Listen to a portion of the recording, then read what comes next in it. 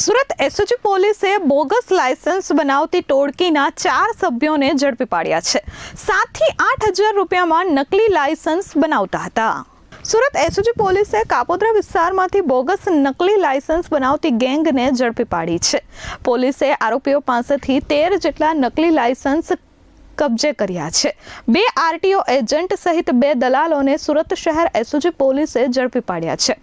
છેલ્લા 6 મહિનાથી કાપોદ્રા વિસ્તારમાં આરોપીઓ નકલી લાયસન્સ બનાવી લોકો સાથે ઠગાઈ કરતા હતા। 7 થી 8,000 રૂપિયામાં લોકોને નકલી લાયસન્સ બનાવી આપવામાં આવતા હોવાનું સામે આવ્યું છે।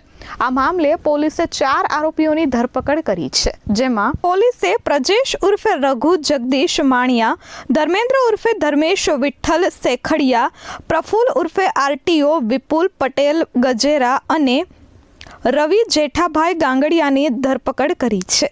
13 પૈકી Mitul Sonani 13 bogus learning licence પોલીસે કબજે લીધા હતા। 13 પૈકી મિતુલ સોનાણી અને બસલમ બરવાલિયાના લાયસન્સમાં એક જ વ્યક્તિનો ફોટો હતો, પરંતુ નામ અલગ અલગ હતા। ચારેયની પૂછપરછમાં પ્રફુલ અને રવિ લાયસન્સ બનાવવા માટે ગ્રાહકો લઈ આવતા હતા અને જરૂરી ડોક્યુમેન્ટ્સ લઈ પરિવહન સેવા વેબસાઇટ પર ફોર્મ ભરતા હતા।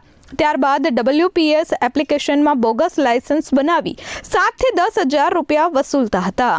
કાપોદ્રા એરિયામાં 4 જે મિત્રો છે એ લોકોએ બોગસ લર્નિંગ લાયસન્સ બનાવવાનું એક જે ષડયંત્ર છે આ લોકો કરતા હતા। તો એસઓજીના ધ્યાને આવતા આ લોકોને પકડી પાડવામાં આવ્યા છે। એમની પાસેથી 13 આવા લર્નિંગ જે બોગસ લાયસન્સ બનાવ્યા એ પણ જપ્ત કરે છે અને BNS 316(5) કે જેની સજા આજીવન કેદ સુધીની છે એના મુજબ ગુનો દાખલ કરવામાં આવ્યો છે।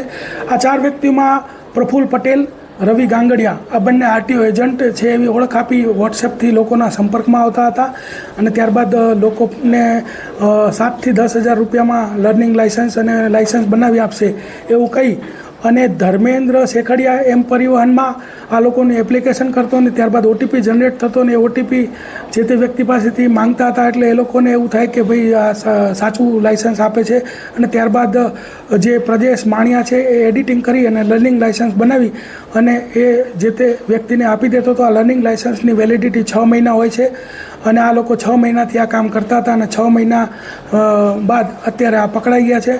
અત્યાર સુધી લગભગ 50થી વધારે લોકો આના ભોગ બન્યા છે અને 7 થી 10,000 રૂપિયામાં કામ કરતા હતા અને આ લોકો વિરુદ્ધમાં જે છે એ એસઓજીએ ધોરણસર કાર્યવાહી કરેલ છે।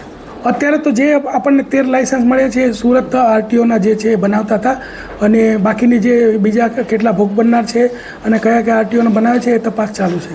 એક લાયસન્સના એ લોકો નેગોશિએશન કરીને મિનિમમ 7,000 અને વધુમાં વધુ 10,000 રૂપિયા લેતા હતા।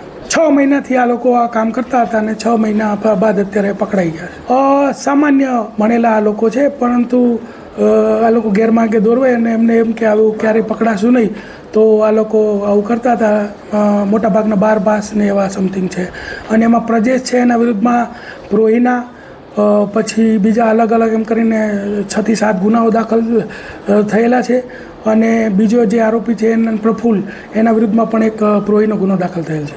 Bureau report S24 news Surat.